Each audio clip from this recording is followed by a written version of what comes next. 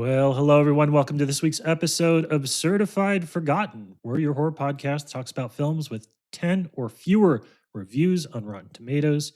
You know how to say it. You can say it with me.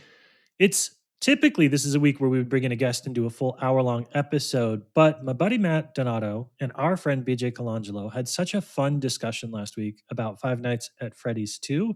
You should listen to that episode if you have not already, even if you don't really care about watching the movie, which I don't, that I was like, man, I need my Donato time. I need to sit down and talk about a movie, just the two of us. So you're getting an Uncertified episode, and we're going to talk about Christmas horror, which is like the most Donato thing in the whole fucking world. It is, yeah, it's up there with things that are colored red and horror remakes. Although we are doing another remake, so we get Christmas horror and a remake. So this is my wheelhouse, as you greatly know. And a bunch of reds. There's a bunch of reds in this movie too. So there, and we'll have a conversation about other films in the franchise that use reds even better. But that's getting ahead of us. Yes. So, as you know by the podcast episode title, this week we're talking about the new release, Silent Night, Deadly Night. It's in theaters, I believe, this weekend, in limited theaters this weekend, and streaming shortly thereafter. It's always nice when you email a publicist and they like tell you 8 times, there's no embargo, talk about whenever you want. So I'm like, good for them. They don't have to fuss with this stuff. They can just let people talk about their movies. But for those that have not seen any of the Silent Night, Deadly Night movies, and this one in particular, put a pin in that. We'll get back to it in a moment. Here is a quick plot synopsis. When Billy Chapman was a boy, his parents were violently murdered by a man dressed as Santa. But this is not the Silent Night, Deadly Night you think you know. In this version, Billy grows up with his own dark passenger, the spirit of his parents' murder who helps him identify bad people who need to be homicided for the holidays. Did you like that, Donato? That was a pretty fun pun. That was a Donato-esque pun. Thank you. Since then, Billy has spent the 24 days leading up to Christmas carving a bloody path through the Midwest. But something is different this year. After Billy meets the lovely Pam, he sees a chance to use his powers for good. And if he's lucky, he might just get to kill a lot of Nazis along the way. Written and directed by Mike P. Nelson, Silent Night, Deadly Night is a great example of what modern exploitation cinema can be. Donato, off microphone, before we started recording, I said that this is my first Silent Night, Deadly Night movie. Believe it or not, I have not seen any of the other 6 original movies and 1 previous remake. There's 7 total. Is that correct? 5 original, 1 remake, this remake. So Gotcha. sorry, 5 original, 2 remakes. So you're 7. Okay, great. So what am I missing? If I can't imagine anybody listening has not seen the films, but so you're basically just talking to me at this point. What am I missing by having not seen the other Silent Night, Deadly Nights? You're missing a primo era of exploitation that it kind of just gets weird from the second movie. I mean, the idea that we were able to get 4 sequels out of the first movie alone is a little baffling to me.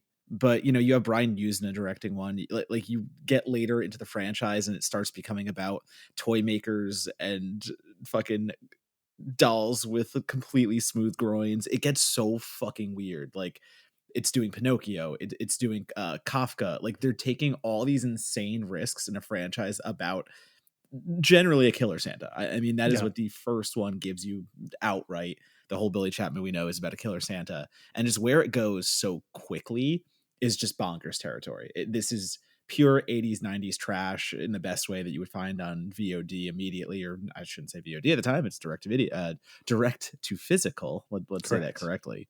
But it's like, what are you missing? You're missing a lot of crazy, a whole lot of crazy. And for me, I actually think Stephen C. Miller's remake Silent Night is my favorite out of everything. And it's really not, I mean, it's a remake. Do not get me wrong. It's based on and all that stuff. But where the first film is doing a little more with Billy and doing a little more, with the orphanage and stuff like that, and the psychosis, Silent Night is pretty much just a straightforward, brutal slasher. And to me, the way that is represented is everything I want in a Christmas horror movie. It is decked out. The kills are all, whether it's decorative or mechanical, using Christmas themes, strangulation with lights, being fed to a wood chipper. I really love how Silent Night 2012, it's just like one of the last real gruesome slashers we got in that early 2010s era when we made the transition to the Babadook, Hereditary, and things of that nature. Yeah. So like I'll always have a soft spot for Silent Night. But getting to this second remake, Mike P. Nelson's, I was a little nervous because I didn't like Wrong Turn, Mike P. Nelson's remake of Wrong Turn. And that's what it Mm. is. And it takes big swings. It goes the whole like cult in the woods kind of dealio there. And I was a little nervous when he's like, okay, I'm going to do Silent Night, Deadly Night. And I'm like, all right, I assume you're going to take big swings again and it's going to be different to like differentiate from the fact that there was an original and a remake already. So it's like the third in a weird trilogy. And I think Mike P. Nelson finds a not only inventive but fulfilling way to play with what exists in the first Silent Night, Deadly Night, and pay enough homage to that film, the film that started all. Like it's there's a reason there have been so many sequels and remakes to this point. Like it is iconic in Christmas horror, so you got to do it right. You got to pay it respect.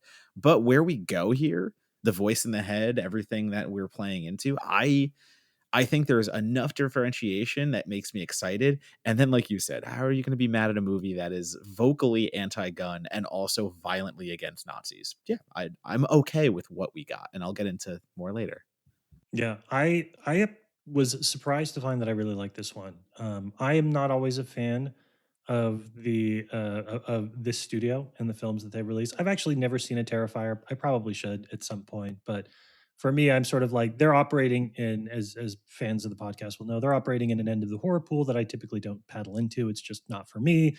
The little floating bumpers there are a great way for me to be like, yeah, I'm gonna let the kitty swim in that corner. I'm gonna stay on my side. I thought this was kind of delightful, and I was very surprised at a lot of the decision making. Right, like I think that it feels like it's definitely synthesized a lot of pop culture into its ideas. I compared it to Venom, which it very much is at times. I compared it to Dexter. Its most pure DNA might be Frailty, the Bill Paxton film. It has an awful lot of like Frailty vibes in it, which was it's astounding to me that there's a filmmaker out there that's like homaging Frailty. I love that so much. But really, I think the thing that I was most surprised by is the fact that Rowan Campbell as Billy Chapman and Ruby Modine as Pam are great. Like I like spending time with them. They're not cutouts, they're not cliches, they're not there to like move Christmas puns and dialogues along. The movie spends so much time with Rowan Campbell as Billy. Like a lot of the movie is just him reacting to stuff around him. There's a real sense of like slow and then fast.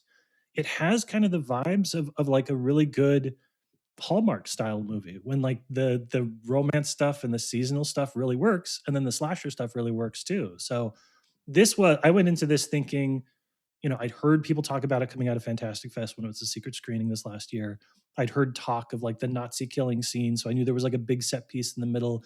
But I thought, okay, it's going to do like a set piece that people like, and the rest of it's just kind of be schlock. And I kind of genuinely just like this from wire to wire. Like I liked spending all of the time in the world with Billy Chapman. It's a good movie. It's just a good movie. Yeah, I like how they retained the naughty and nice element from the first film because I mean it's so important, naughty. That's what's driving so much of the violence.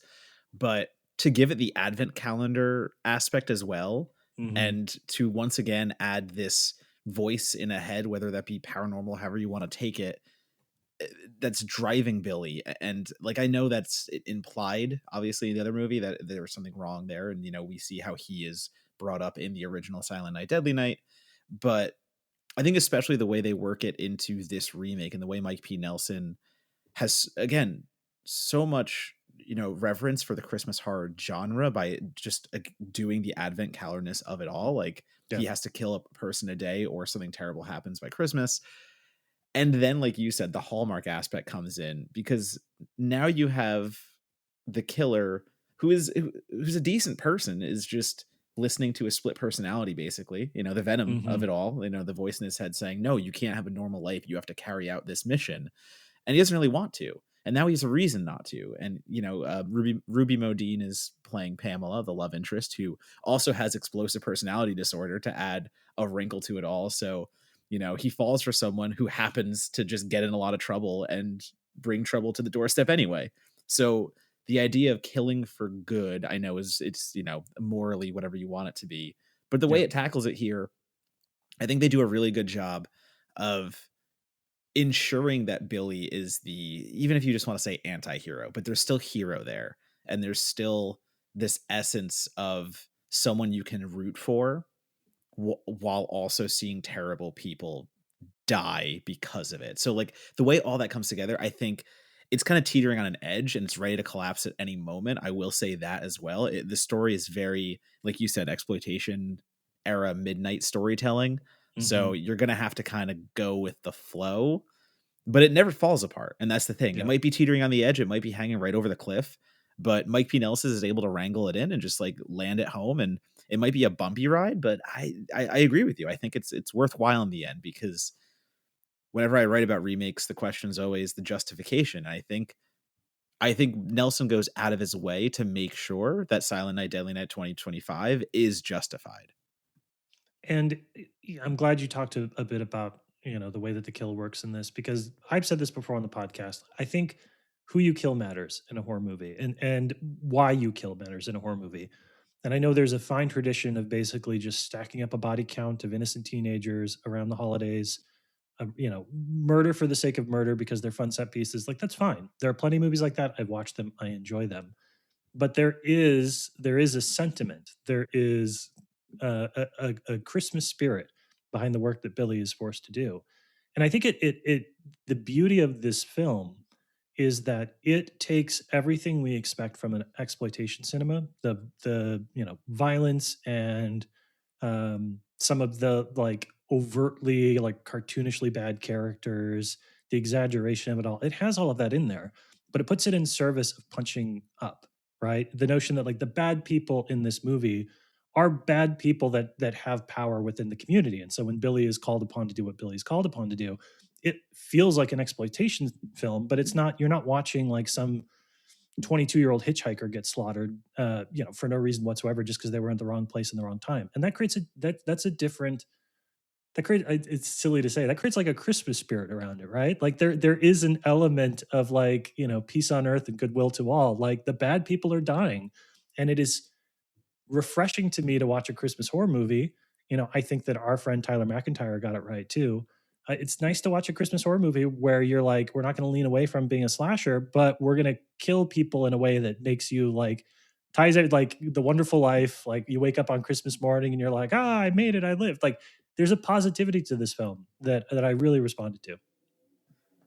Yeah, and you know, you mentioned it before. This is from the producers of, I believe it's Terrifier 2 and 3, because it's a Yeah. Screenbox release. So it's that company, it's Cineverse. And I think putting that on the poster promises something that is not actually there, Hmm. because while this movie is violent, there's plenty of Billy with an axe, with a tire iron, you pick it. I do love, though, again, his stance against guns, and Billy through Rohan dialogue delivery being like, guns are for pussies, and Yeah. just those little digs at the types of people that we see portrayed using guns in the film.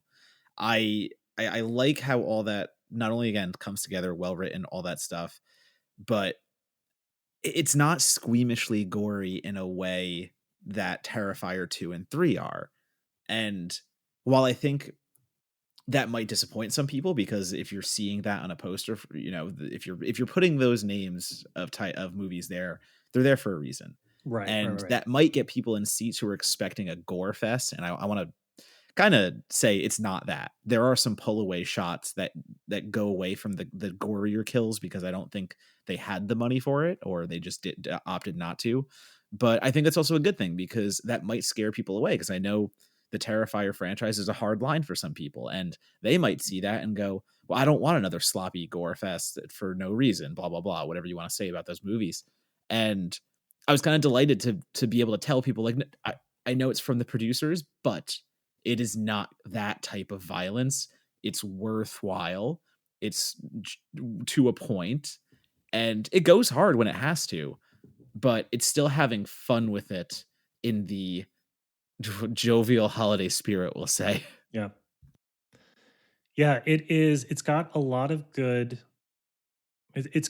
I think you're right to say that by our standards, this is not a particularly violent film, and which was surprising to me, especially because I feel like I come into a film at this tier with some assumptions about, well, they're going to lean into practical gore because that's kind of what, that's what they're promising the audience. That's what they need to deliver on. And it was surprisingly effective at times at cutting away. I also think it's interesting. Like, I know everybody's going to be all about the Nazi killing scene in terms of set pieces. I know that's the thing that people are going to walk out of the movie and be like, I want to talk about that. I personally thought that the ball pit scene, probably because it's reminiscent of Aliens when they're in the water and like looking for like, that was such a cool visual and such a good way of setting it up. There, like, it's a pretty movie. It is at times a very pretty movie. It has a real sense of style and location in this small community that's working in.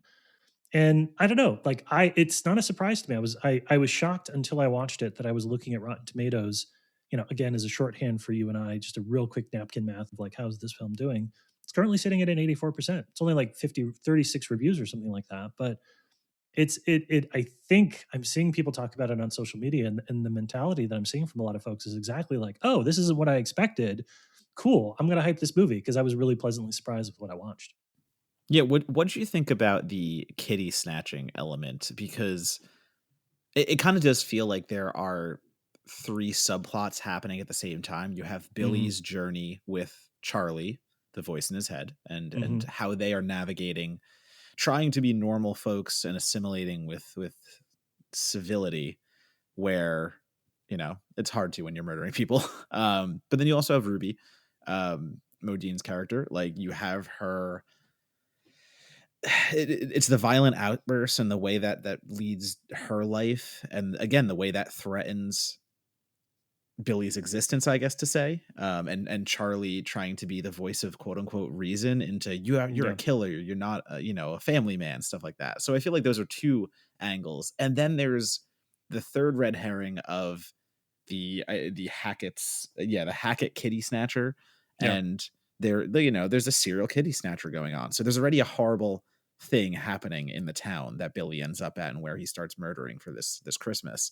And I kind of felt like that was the subplot that maybe was more of a distraction than anything. I know it leads to the third act, and I know that like the payoff is worthwhile, Yep. but I did kind of feel like the movie was a little at odds trying to navigate all of those aspects in a shorter time frame. So like I'm not gonna say I struggled with it. I think that's just one of the dings of it that I have.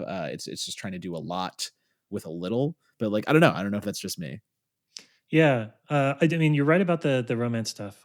Shade for me, kind of. I know persona non grata in film circles right now, but shades of Tarantino's True Romance script between the Christian Slater character and the Patricia Arquette character in that, definitely. Or if you want to go Natural Born Killers, that's another route that you could go. It's got that kind of a vibe.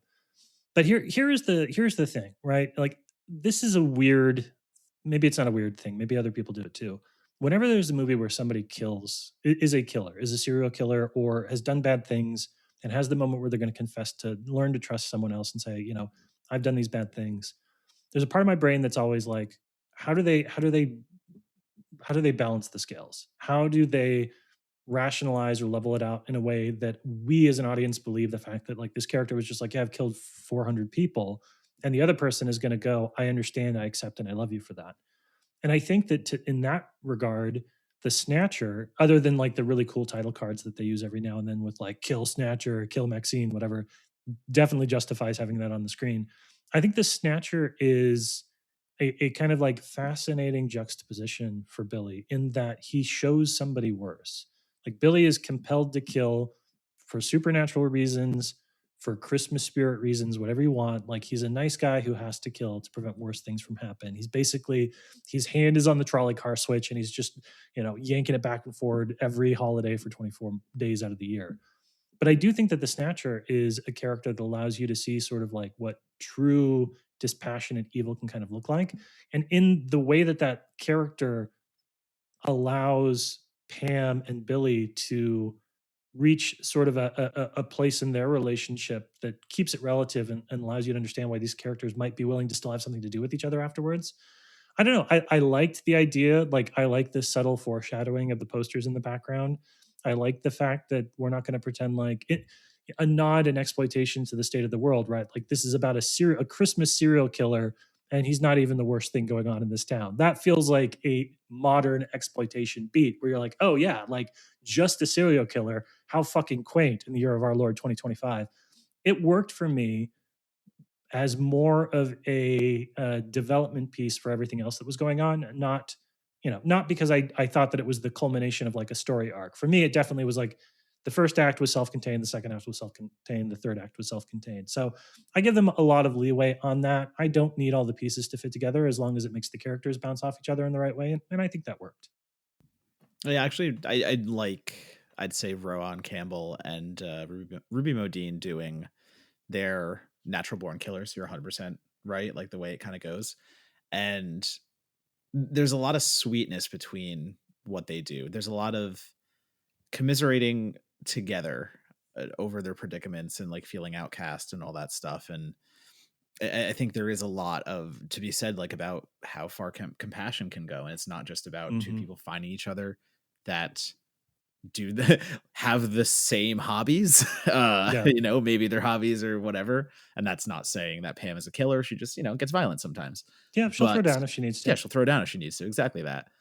But it goes farther than that, because I think I wasn't expecting a second Silent Night Deadly Night remake to be so heavily focused on tenderness and romanticism, between everything. And I don't know, I felt like it was really strong. I felt like Mm-hmm. other films where the Billy character, romantic arcs go a different way. Let's just say it that way.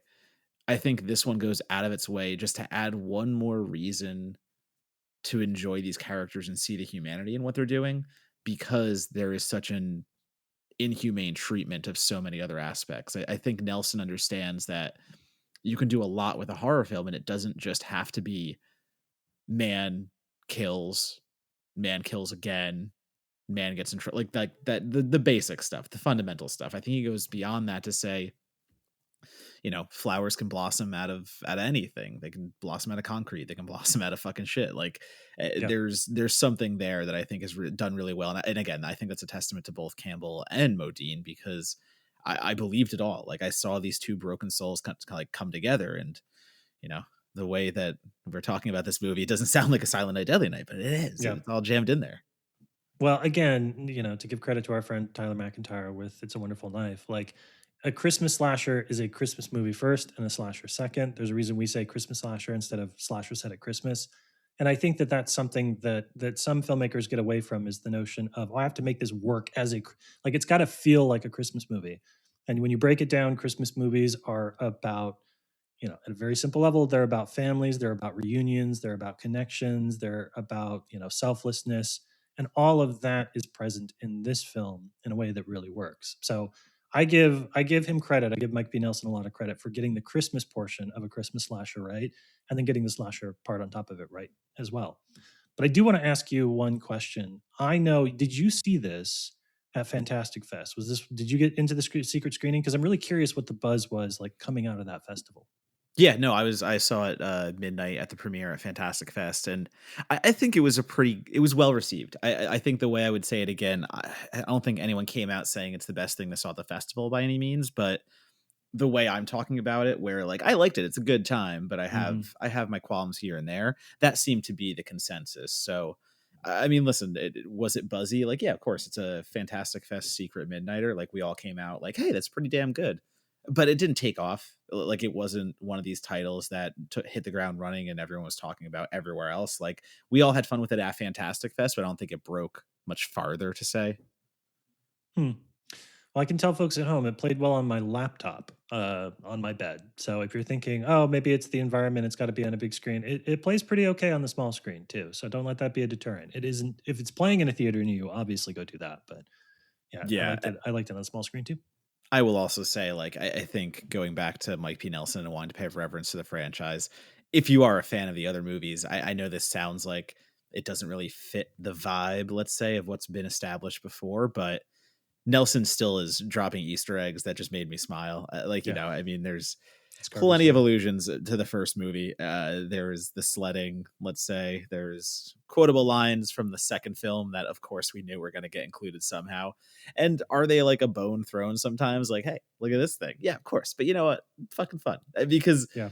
to me, it's about how the Easter eggs are used. And I could go on a fucking rant about this after seeing, I mean, y'all heard Five Nights last week. If you're listening to this and you're a longtime listener, you know how Five Nights decided to use Easter eggs last film. But the way that they are doled out here and the way that you kind of see them as these warm little hugs, because the movie itself is coming from a place of wholesomeness within the franchise. Like Mike P. Nelson can obviously, like, he loves what he's doing. He loves the franchise itself. And it's a nice little welcome feel where they don't feel cheap. They feel like, hey, I know I went off the beaten path, but I still love that thing you love, and let's share that Mm-hmm. together. So I was, again, something I was worried about, because anytime you're making a remake now, I feel like is it just going to be nostalgia city, or how are you going to deal with those? And I think there's a nice little balance here, because do I want to laugh at a garbage day line? Of course, and I got to. Yeah. All right. Last question for you. You've got a minute to answer this. Does the Nazi set piece live up to the hype? Because I feel like that is trending ahead of the movie. People hear about that even before they hear about the rest of the film. So is that worth price of admission if you're like, oh, is that scene as cool as I've heard online? Yeah, I mean, it's a rad scene. It is. It's a man with an axe locking himself in a fucking barn full of Nazis. And you know what? I suspend all belief, because fuck that shit. As long as Nazis are the one dying, I don't care how ridiculous that scene is.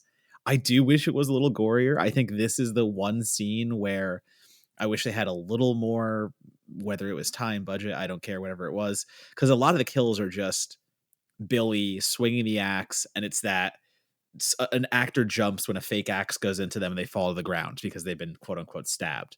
Yeah. I would have liked to seen a little more fun, let's say, with the massacring there, because again, it's Nazis. Go full force. I don't care. If anyone is going to get torn to shit and fucking beat to hell, I hope it's a Nazi. But yeah, no, I think it's the touch no one was expecting, and I think it's the one touch that I'm fine it got spoiled, because that's going to get butts in seats. Like, Yeah. that's the one thing where, hey, it's not just a Christmas horror movie based on a movie you already know. No, there's some stuff in here you don't, and we're going to show you one single scene. Maybe there's more. It's smart. Yeah. Yeah. And it's nice too. It's not, a lot of people, we've talked about Black Christmas, the remake, which I'm a fan of, which you not necessarily are a huge fan of. But I think that there's a lot of people that will hear that and be like, "Oh, is this like some woke, preachy?" Like, listen, it's got a strong female character. It doesn't, go out of its way to telegraph that. It just sort of is. It's just sort of an exploitation movie that knows that killing Nazis is always good, no matter what your personal politics are. And I like the fact that they can do that in the film, and the rest of the movie can be the movie, and it's not like some big gesture towards the audiences. So every movie should kill Nazis. Babylon should have had like Nazi killing sequences at the end of the montage. Like, let's just work that into every single film. And for those following along, last note, good score, Blitz Berlin, your boys, excellent, excellent holiday music in the mix there too. Crushing it. Just absolute math. This is the year of Blitz Berlin if you're an indie horror fan. Yeah, very much so. All right, so that's it. Silent Night, Deadly Night, now playing in limited release theaters. Take your parents, take your grandparents. It's fun for the whole family. Take your nieces and nephews that are way too young to be seeing something like this. Hopefully, they won't grow up to hear a voice in their head that tells them to kill bad people, unless the bad person is you, in which case you probably did something to deserve it. Donato, we are in the midst of award season. You are doing Critics' Choice voting. You're racing through your backlog of titles. Where do folks stay connected with you online if they want to hear more about the type of movies you're watching to round out the year? As always, you can follow me at Donatobomb, DONATOBOMB. Blue Sky, Instagram, Letterbox are going to be the main areas. And as Monagle said, he is 100% right. I am just watching movies at a very brisk pace and catching up on everything I can. So it's been a nice era of discovery, or whatever you want to call it, catch up discovery. And I'm going to continue that. So that's just what I got for you. I'm just going to tweet about movies you might have seen already, but hey, guess what? It's a long fucking year and there's a lot to write about. So sometimes you just get in the weeds. This is my favorite type of year for you because it's suddenly you are watching almost exclusively not horror. Like everything that you're watching is like the best foreign film nominees, the best picture nominees. You were just working through the lineup. And so I'm like, oh, yeah, that's right. Donato's well rounded if you let him be. He doesn't just need to write about horror, he's got other gears too. As for myself, you can follow me online. It's just Blue Sky. It's Monagle at Blue Sky, etc. Do, if you have not already, go to certifiedforgotten.com/newsletter and sign up for our newsletter. We're running a deal, or I should say our friends at Defector are running a deal right now, where if you sign up for a year of Defector, which is an incredible sports and politics focused independent news site. I've been a subscriber of theirs since literally day one. I signed up when I got the first email that they had launched the site. And I'm going to be a subscriber until either they or I die. But they're running a deal right now where if you sign up for an annual subscription to Defector, you can get Certified Forgotten absolutely free. And our two publications split the cost or split the income from your registration. So if you've been waiting for a good reason to support Certified Forgotten, if you are a fan of independent media writ large, go to defector.com, sign up for the Certified Forgotten deal, get two great publications for the price of one. I think that's it. We've got another week before we officially hit the holidays, so maybe we'll plan a little present under y'all's tree. We'll get a good guest, we'll get a good title, something fun to celebrate the holidays. But until then, talk to you soon.